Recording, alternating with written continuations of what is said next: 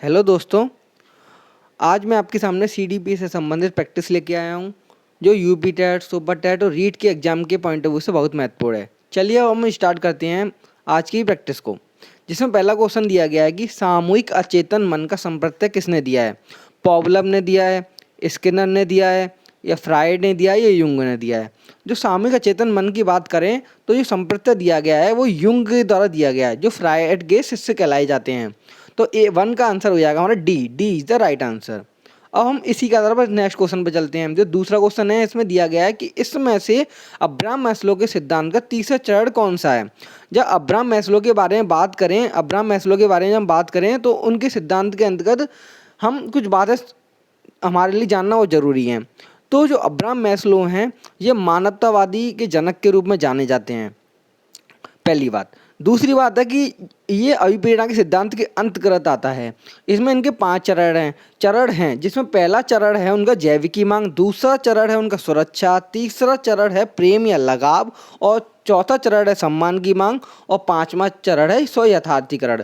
तो इसके आधार पर उनका जो तीसरा चरण बनेगा वो बनेगा प्रेम या लगाव या सामाजिक।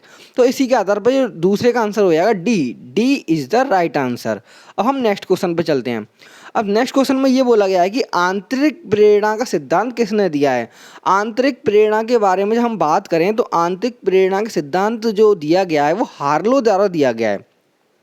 हार्लो द्वारा एक मनोवैज्ञानिक थे हार्लो ने इस सिद्धांत का प्रतिपादन किया था।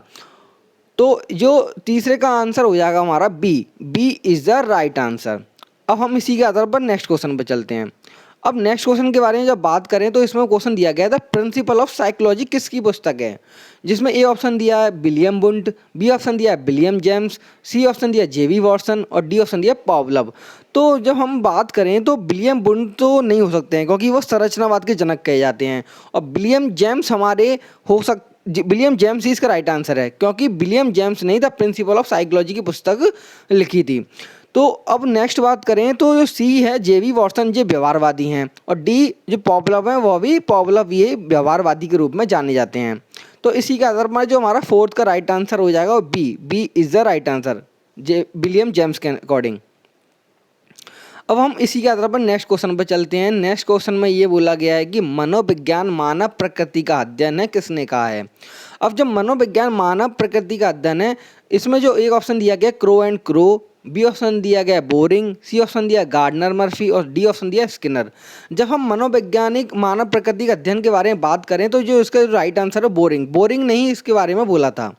तो इसी के आधार पर हमारा 5 का राइट आंसर हो जाएगा बी।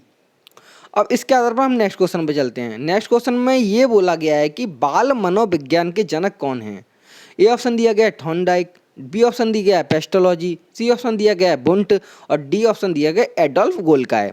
तो जब हम बात करें बाल मनोवैज्ञानिक जनक के बारे में तो बाल मनोवैज्ञानिक के जनक पेस्टोलॉजी कहलाए जाते हैं, और थॉर्नडाइक शिक्षा मनोविज्ञान के जनक कहे जाते हैं, विलियम बुंट संरचनावाद के जनक कहे जाते हैं, और एडोल्फ गोल्काय ऐसे मनोवैज्ञानिक थे जिन्होंने पहली बार साइकोलॉजी शब्द की उत्पत्ति या मैं बोल सकते हैं पहली बार साइकोलॉजी शब्द का प्रयोग किया था। अब इसी के आधार पर हम नेक्स्ट क्वेश्चन पर चलते हैं जो 7वां क्वेश्चन है, चेतना का विज्ञान किसकी देन है। अब जो चेतना के विज्ञान के बारे में बात कही जाए तो चेतना का विज्ञान ऑप्शन के अकॉर्डिंग हम पता कर सकते हैं कौन इसका आंसर हो सकता है। जैसे इसमें ए ऑप्शन दिया गया है वॉटसन, बी ऑप्शन दिया गया है वुंट, सी ऑप्शन दिया है पंपनोजी, और डी ऑप्शन दिया गया है एविंगहॉस।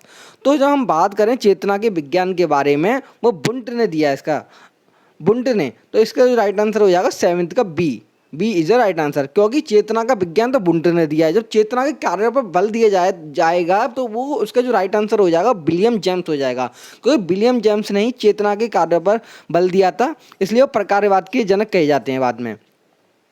अब आते हैं नेक्स्ट क्वेश्चन पे। लास्ट क्वेश्चन है, अंतिम क्वेश्चन है आज का, कि शिक्षा के उद्देश्यों का वर्गीकरण किया गया है। पहला ए ऑप्शन दिया ज्ञानात्मक पक्ष, बी ऑप्शन दिया भावात्मक पक्ष, सी ऑप्शन दिया क्रियात्मक पक्ष, या डी ऑप्शन दिया गया उपरोक्त सभी।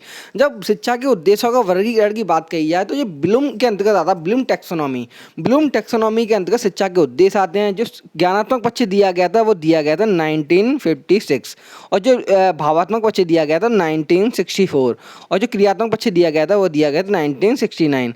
तो इसके अकॉर्डिंग जो हमारा राइट आंसर हो जाएगा D is the right answer. तो मेरे अकॉर्डिंग आज 8 क्वेश्चन लाए गए थे। आपको जो वीडियो अच्छी लगी हो तो please like share and comment करें एंड थैंक यू।